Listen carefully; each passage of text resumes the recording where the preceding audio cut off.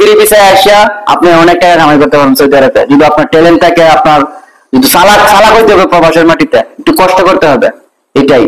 আসসালামু আলাইকুম প্রিয় অডিয়েন্স আমার দেশে এবং প্রবাসে।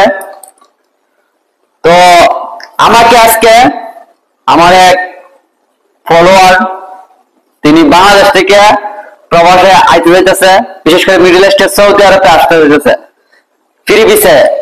তো আমাকে একটা জিনিস বলতেছে যে ভাই আসলে যে আমি যে ফ্রি ভিসায় আসতেছি, ফ্রি ভিসায় আসলে কি কাজকর্ম পাবো নাকি, কাজ করতে পারবো নাকি ঠিক মতো না, নিয়ম মতো না। অনেকে দেখছি ফ্রি ভিসায় আসে ব্যান্ডে ব্যান্ডে ঘুরতেছে, দালালে কাজ দিতেছে না, বিভিন্ন ধরনের আকামা দিতেছে না, বিভিন্ন ধরনের কথা মনে করবেন সে বলতেছে। আসলে মনে করবেন বিশেষ করে বাংলাদেশে যারা মিডল ইস্টের দেশে, আরব আমিরাতের দেশে যারা আসতেছে ফ্রি ভিসায়, তারা মনে করেন, বিশেষ করে আমিও এরকম আগে চিন্তায় ছিলাম, ডিপ্রেশন আসছিলাম যে আমি যে মিডল ইস্টের একটা দেশে যাইতেছি সৌদি আরবে ফ্রি ভিসায়, এখানে তো আমার মালিক বলতে কিনে কিছু না, যে আমি কি কাজ করবো। আমি এই জিনিসটা চিন্তাধারা করতাম যে ভাইটা আমাকে রিকোয়েস্ট করছে যে ভাই আমি তো ফ্রি ভিসায় আসতেছি সৌদি আরবে, আমি কি কাজকর্ম পাবো নাকি। তো এই ভাইটার উদ্দেশ্যে এবং যারা মিডল ইস্টের যে কোনো মানে আরব আমিরাত যে কোনো রাষ্ট্র আইলে ফ্রি ভিসায় আসলে সবার উদ্দেশ্যে বলতেছি, আপনাকে ভাইটার উদ্দেশ্য বলি যে আপনি আসতেছেন ফ্রি ভিসায়। আসলে ফ্রি ভিসা বলতে কোনো কিছুই থাকে না। ফ্রি ভিসা বলতে পার্থক্য এটাই যে মালিকানা ভিসায় পার্থক্যটা কোনটা, ফ্রি ভিসার পার্থক্যটা কোনটা। মালিকানা ভিসায় আসলে মালিকের আন্ডারে কাজ করতে হয়। ফ্রি ভিসা বলতে কোনো কিছু থাকে না। যারা বলে ফ্রি ভিসা, আসলে ফ্রি ভিসা না। আপনি যে কোনো একটা, আপনার যে কফিলে ভিসা দিছে, কফিলে কইতে আপনার থেকে প্রত্যেক বছরেই আপনার থেকে ফায়দা নিবে, যেটা লাভ নিবে আর কি। তাহলে ফ্রি ভিসার কি আছে? ফ্রি ভিসার কিছু কিছু নাই। আপনার যেটা মন চা এটা করতে পারবেন।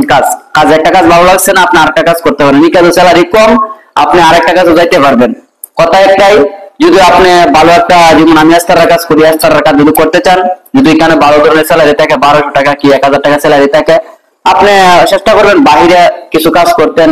যদি মাদ্রাসা বলে, যেটা আমরা বাংলাতে মাদ্রাসায় বলি, মাদ্রাসা যদি পান, বাইরে যে স্কুল গুলা মাদ্রাসা গুলো আছে, এগুলো যদি পান, সৌদি আরবের কথা বলবেন, সৌদি আরবে বলবেন যে আমার কাজ লাগবে।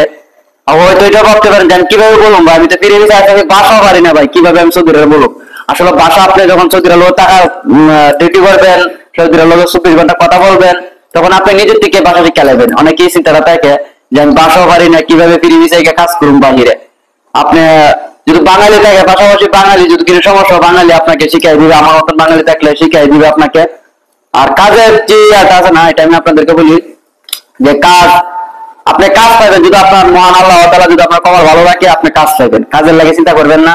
বিশেষ করে সৌদি আরবে যারা আসতে চান ফ্রি ভিসায়, কাজের লাগে চিন্তা করবেন না। আমি আমার জায়গা থেকে যতটুকু বলি, আমি নিজেও ফ্রি ভিসায় ছিলাম। এখন আমারও হয়তো আমার মালিক আছে। আপনি যখন ফ্রি ভিসায় আসবেন, যখন কফিল ভালো থাকবে, সৌদি ভালো থাকবে, আপনি যেখানে কাজ করতেছেন ফ্রি ভিসায় বাহিরে, আপনার কফিল ছাড়া যেন কাজ করতেছেন, আপনার সৌদি ভালো থাকে, এখান থেকে আপনাকে কাফেলা করে নিবে।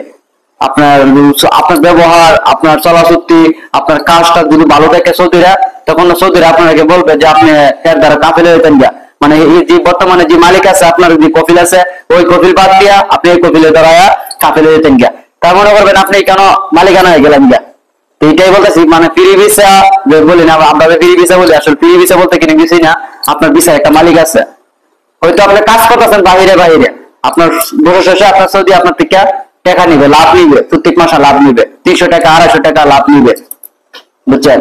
তো আপনি আসেন, ইনশাল্লাহ কাজ মনে করবেন, আপনার কিছু ট্যালেন্ট কাটাইতে হবে। আপনার ট্যালেন্ট কাটাইলে মনে করেন ফ্রি ভিসায় আসিয়া আপনি অনেক টাকা কামাই করতে পারবেন সৌদি আরবে। যদি আপনার ট্যালেন্ট থাকে, আপনার যদি সালাক হইতে হবে, প্রবাসের মাটিতে একটু কষ্ট করতে হবে, এটাই। সবাই ভালো থাকবেন, সুস্থ থাকবেন।